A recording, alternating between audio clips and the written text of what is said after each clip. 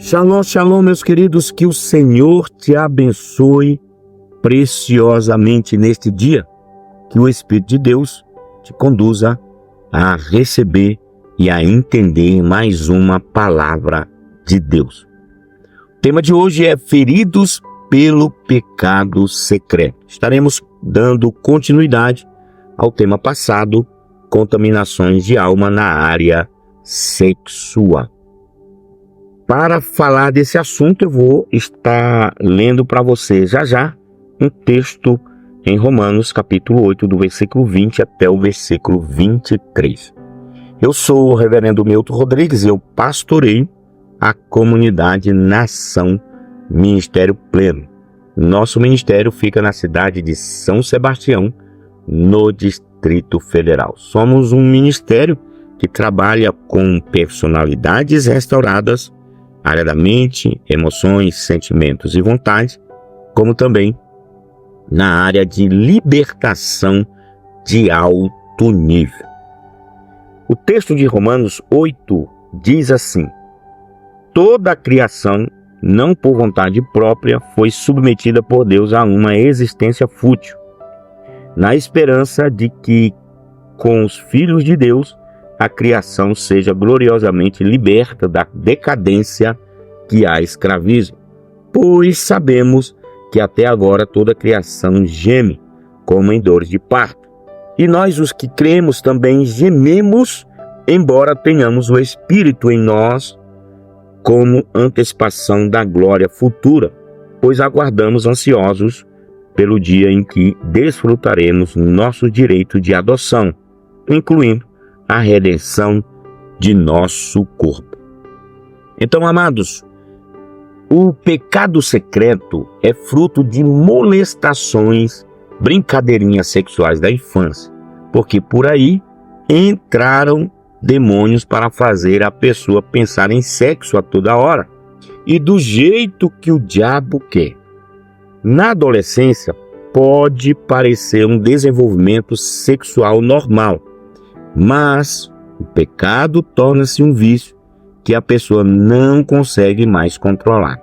A mente cria fantasias que vêm da necessidade de satisfazer desejos profundos. Queridos, quando vai para a cama, a pessoa contaminada na área sexual cria imagens do que quer para satisfazer-se sexualmente, com mulher, homem ou animal. O corpo dessa pessoa fica tão excitado que produz hormônios, estimulando outras reações no cérebro, que dão um efeito semelhante aos das drogas. Alguns formam fantasias ao ver pornografia. Outros nem precisam ver alguém nu. Sua própria imaginação serve para excitá-los.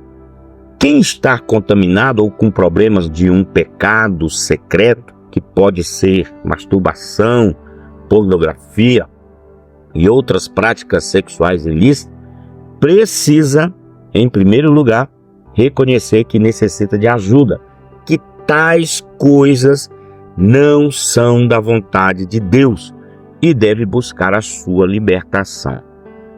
Querido, Jesus morreu não só por nossos pecados, mas para derrotar a nossa vergonha e a nossa culpa. O castigo que nos traz a paz estava sobre ele, como está em Isaías, capítulo 53, versículo 5. E Cristo nos dará vitória em qualquer caso e não importa a situação em que estejamos. Agora, para quem quer libertar-se e ser curado nesta área, o ideal é abrir-se com alguém da sua confiança, como seu líder, seu discipulador, dizendo o que está se passando e pedir ajuda, como está em Tiago 5,16. É desse modo que a pessoa ganhará a força de Jesus para controlar a fantasia, a vontade de ver pornografia e masturbar-se.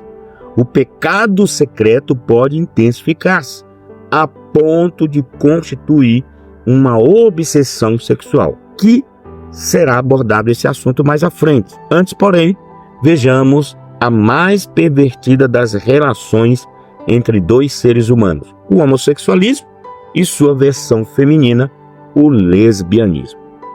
Vamos então falar de homossexualismo e lesbianismo?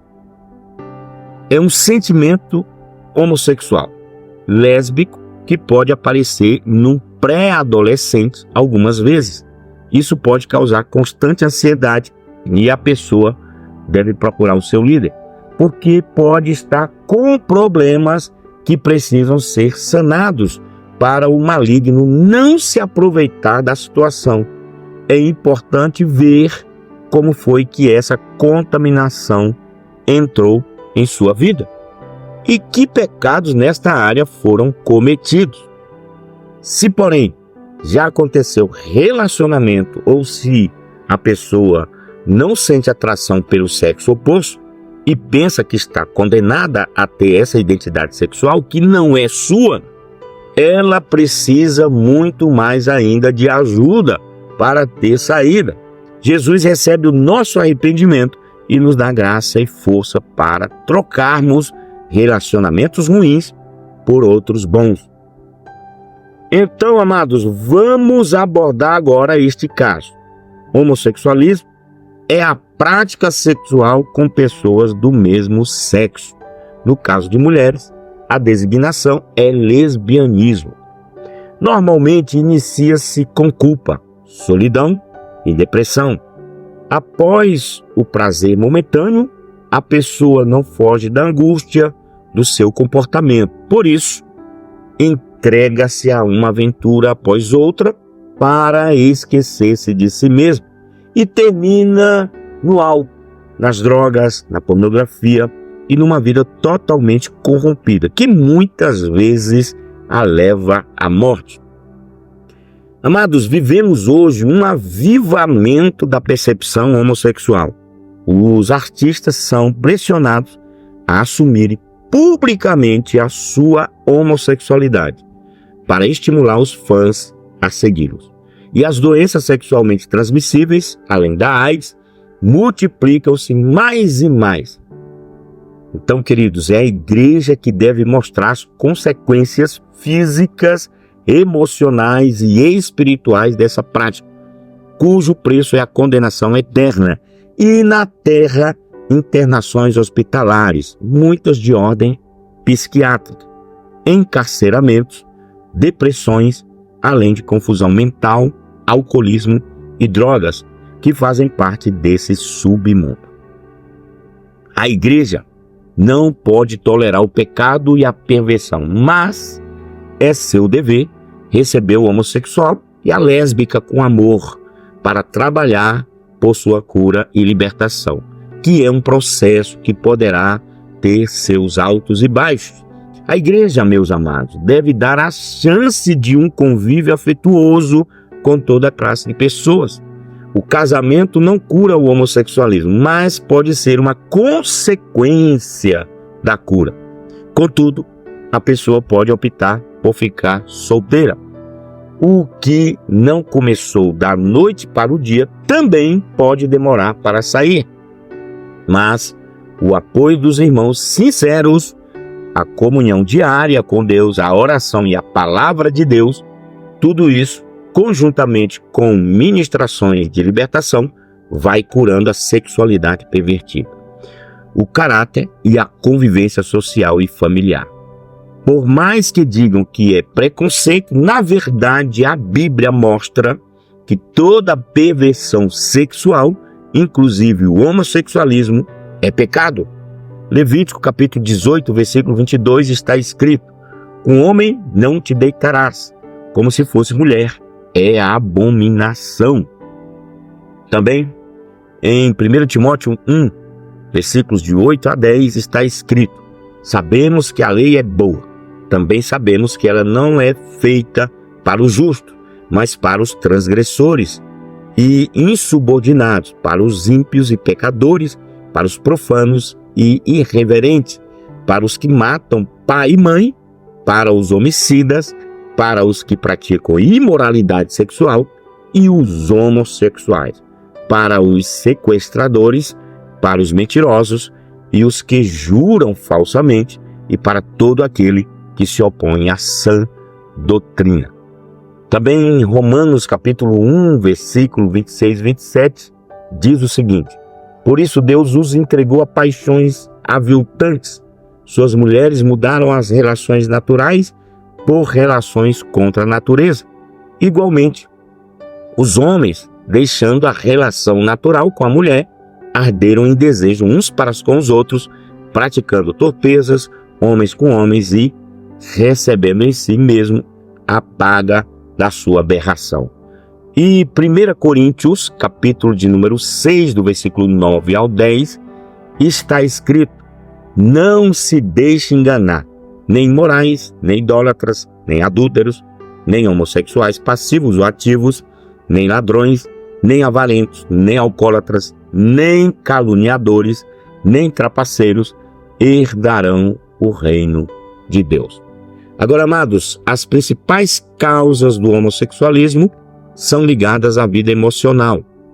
O abuso sexual da criança, famílias desequilibradas e até rejeição, que gera uma carência que Satanás canaliza para a perversão. Pois a pessoa busca afeto com quem lhe dê, e muitas vezes é pessoa do mesmo sexo. Por vezes, amados, a brecha inicial ocorre por uma identidade sexual insegura, por ter uma vida reprimida, ou em decorrência de medo do sexo oposto, por traumas com o pai ou a mãe, de modo que sua autoimagem não se firmou de forma correta, até vestir roupas do outro sexo na criança e o convívio contínuo com o outro sexo. Por vezes, a brecha pode ser a causa. Por exemplo, o menino convive só com mulheres, assimilando tudo delas. Meninos que são usados em atos pervertidos, quer por pedófilos ou por outras circunstâncias que facilitam o abuso, poderão tornar-se homossexuais, principalmente se esses encontros preencherem suas necessidades de amor, aceitação, segurança, ou seja, uma troca pelas necessidades não sexuais. Há ainda causas de ordem espiritual, heranças malditas, rituais espíritas, satânicos com sexo no ritual. Muitas são também as pessoas que se contaminaram com o homossexualismo em situações em que são forçadas a isso, como ocorre em prisões, onde há uma grande promiscuidade entre os presos, que são do mesmo sexo. O ambiente promíscuo é propício à prática homossexual. Os gays e as lésbicas vão a lugares de encontro, alegando sentirem-se aceitos. Pouco a pouco, sua vida vai se tornando dolorosa, sem esperança, e especialmente para os que vão ficando mais idosos e tornam-se não desejados. O que os demônios fazem é aproveitar as brechas existentes e passam a trabalhar na pessoa para que elas aprendam a ter um comportamento corrompido e uma forma de encantamento, pois a vontade da pessoa é atingida. Então, amados, a tentação é a excitação pelo visual, que é a exibição corporal ou pornografia, ou pela fantasia, que leva à masturbação. Não é fácil deixar tal vício, pois o processo inclui purificar-se de desejos impuros, receber a cura de problemas emocionais e ainda desfazer-se de relacionamento.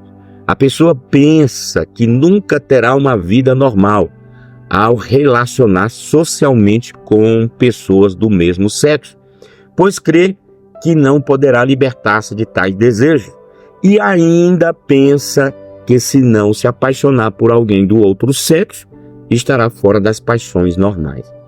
Mas, amados, o fato é que Jesus é o único que poderá libertar todo aquele que o conhecer, pois ele é a verdade. João capítulo 8, versículo 32 está escrito: conhecereis a verdade e a verdade vos libertará.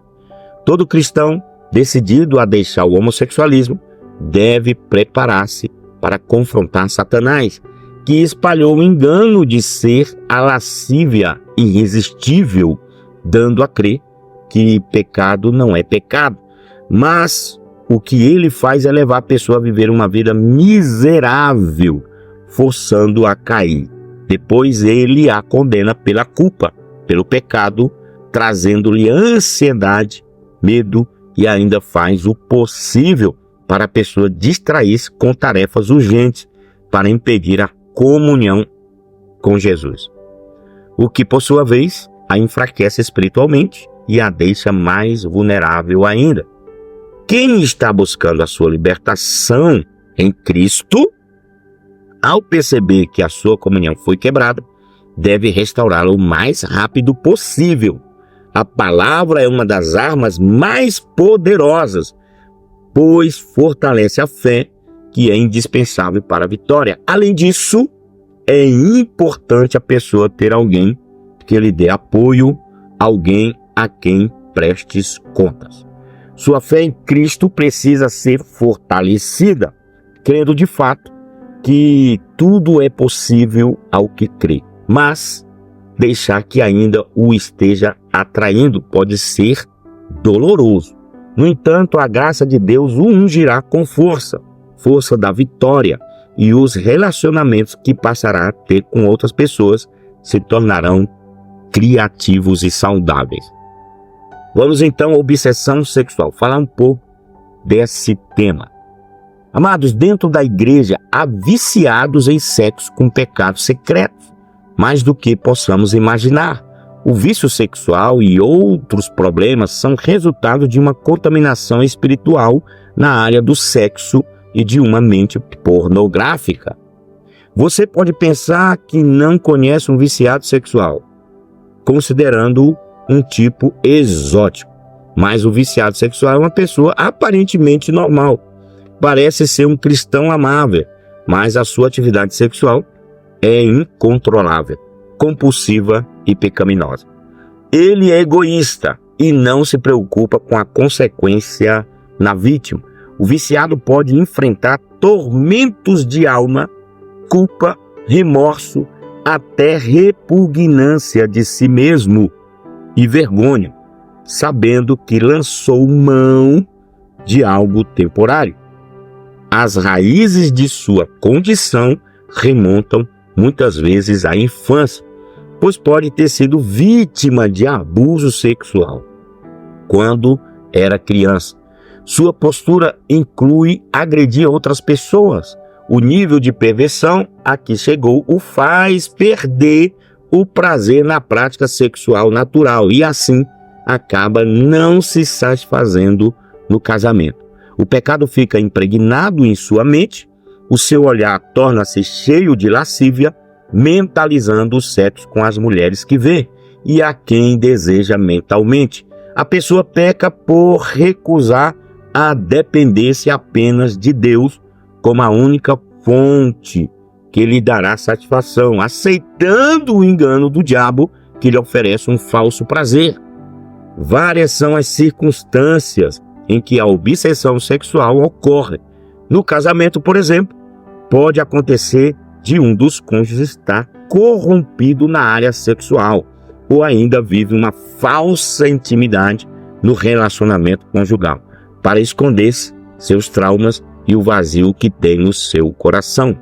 O que é a falsa intimidade? É um relacionamento sexual aparentemente normal, marido e mulher, em que apenas os corpos se unem. Falta a essência, a comunhão, a ligação espiritual e o verdadeiro amor. Um deles está longe, pensando em outra pessoa ou sentindo-se desprezado ou indigno das qualidades do outro. Ao possuí-lo, é como se tentasse roubar uma característica que lhe falta. Aquele que vive uma falsa intimidade não sabe ouvir os outros, até mesmo aqueles que procuram compreender os seus sentimentos e pensamentos. Se conversa com os filhos, o que diz toma um rumo desconfortável e eles mudam de assunto ou saem do aposento. Não dialoga, a pessoa está controlada pela falsa intimidade para esconder a sua dor relacional. O diabo aproveita disso. Deus, porém, tem cura e esperança para todos os que prejudicaram a si mesmos e a outros, como a prostituição, pornografia, fantasias, masturbação, orgias, molestações, sujeira na mente e etc. Quando o viciado perceber como é a verdadeira e saudável intimidade, verá que a falsa intimidade é vazia, superficial, bizarra, e verá que Deus é quem oferece um relacionamento rico e satisfatório. A descoberta do seu problema pelo cônjuge pode acontecer quando este encontra fotos pornográficas, pornografia escrita e escondida, ou quando descobre que o seu companheiro ou companheira tem o hábito de ver pornografia na TV ou na internet. Essa situação pode ser percebida também quando o cônjuge faz propostas para assistirem juntos a filmes pornográficos ou irem a um motel para melhorar a intensidade sexual. Agora, amados, o problema pode ainda ficar evidente ao forçar a prática sexual repugnante, sexo oral, anal, com objetos, deixando o outro confuso, traído em frustração total, com ira, num mundo desmoronado. O cônjuge que é vítima não sabe como enfrentar o problema, se deve confrontar ou entregar a Deus a situação, ou fingir estar tudo normal e viver na depressão pela terrível descoberta que o repugna e o envergonha. Queridos, quando o viciado é descoberto, ele poderá ter diversas reações. Alguns sentem alívio de terem sido descobertos e admitem o seu erro. Outros se retraem, deprimem-se ou se defendem até com agressividade. Outros ainda sentem tanta vergonha que querem suicidar-se ou ficam violentos e agridem por serem arrogantes, orgulhosos, não gostando de ouvir outras ideias, achando-se donos da verdade e ao mesmo tempo vítimas do mundo pervertido. Queridos, haverá resistência e autojustificação quando tais pessoas são confrontadas. Muitos têm consciência do seu comportamento destrutivo, mas não conseguem controlar. Na verdade, estão amarrados pelo pecado, pois Jesus ensinou. João 8,34. Em verdade vos digo, todo que comete pecado é escravo do pecado. O viciado, meus queridos, precisa reconhecer que é um ferido, que não pode ficar negando, mas que só lhe resta enfrentar essa verdade, mesmo que isso lhe traga mais vergonha ainda. Ele precisa aceitar que não pode curar a si mesmo por suas próprias forças, que só Deus pode satisfazer as suas necessidades emocionais profundas e que a mudança é um processo que exige paciência, perseverança e esperança. Será necessário ter paciência, não querendo tudo de imediato como gostaria. É hora de buscar ajuda de conselheiros que entendam o assunto, um amigo cristão para encorajá-lo e orar durante o processo e, se possível, quem possa atendê-lo numa ministração de cura interior e libertação. Uma pessoa que entenda. Amados, a pessoa precisará, num ato de amor, ser confrontada para restaurar o seu relacionamento com Deus, consigo mesmo e com aqueles a quem feriu. Será necessário discutir questões do vício em si, batalhando com o coração adúltero, acalmando o terror de quem não quer expor o que realmente é. Seus pensamentos sujos, fantasias, paixões lascivas. O enfoque, amados, terá de ser o arrependimento das raízes do pecado e não o comportamento em si. O propósito da confrontação não será apenas tratar a mágoa causada nos outros, mas será livrar-se do comportamento pervertido e restaurar o seu relacionamento com Deus, consigo mesmo e com os outros. Queridos, a pessoa que quer a sua libertação precisa ser ajudada a experimentar o quebrantamento, que inclui um profundo senso de impotência, uma tristeza santa de ter ofendido a Deus e a busca intensa de agarrar-se com Deus. É uma forma de humildade, é reconhecer a sua incapacidade de controlar sua dor, encontrando satisfação em Deus.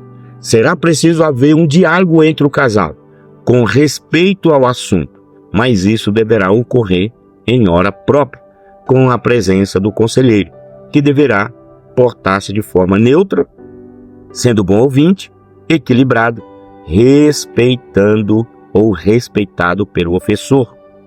Porque normalmente a vítima descontrola-se ao tocar no assunto. O objetivo será ver o progresso na solução dos problemas e readquirir confiança mútua. A primeira batalha será contra os maus pensamentos que geraram aquelas ações, na administração pessoal de quem foi atingido pela obsessão sexual. Será preciso haver libertação do passado quanto à herança de maldições nessa área, e também a libertação de transferências por molestações, estupros e etc. Expulsar demônios sexuais será apenas uma parte do processo, pois a pessoa poderá voltar às compulsões se não houver a cura das causas básicas do pecado no coração, na vontade. E ainda, queridos, precisará ser tratada das decepções, dos traumas da infância, dos traumas com os pais e com outros que lhe causaram muita dor, que por sua vez foi usada pelo diabo. Além dessas portas, o perdão deverá ser liberado. Esses pontos serão tratados mais à frente. Para haver transformação permanente, é preciso arrependimento das raízes do pecado, renúncia e vigilância forte na área onde caiu, para o diabo não encontrar a casa vazia. Convém que a pessoa fique mais isolada, evitando certos amigos, para não falar de si, para não trazer lembranças do passado sujo.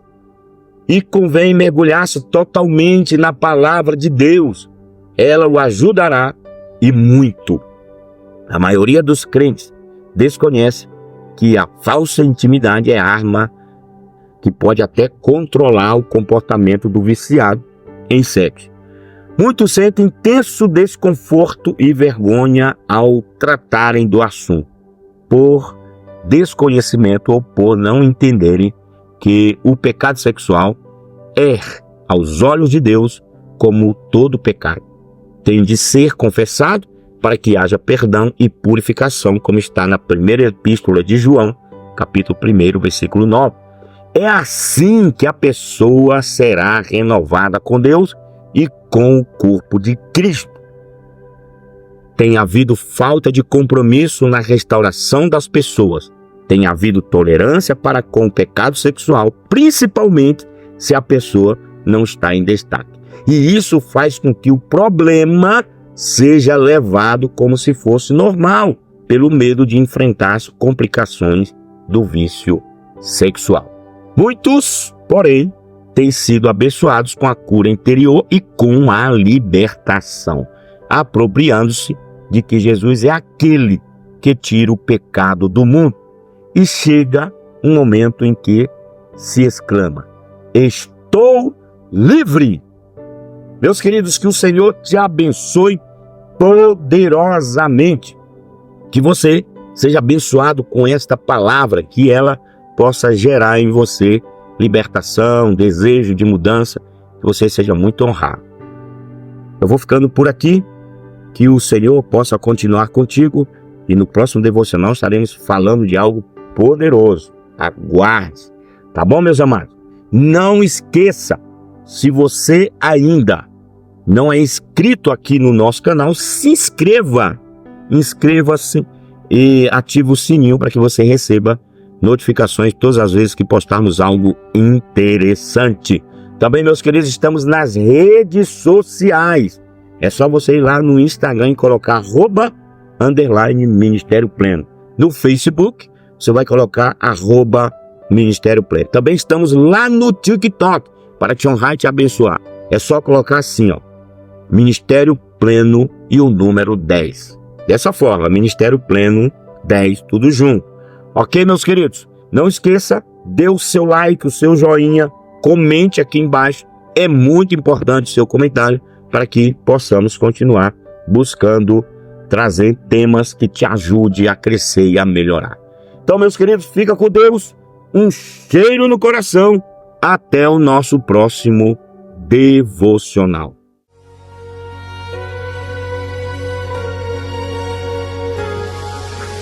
Cristo é um nome poderoso que alimenta a alma e coração. Como sinto paz em tua presença, Jesus Cristo.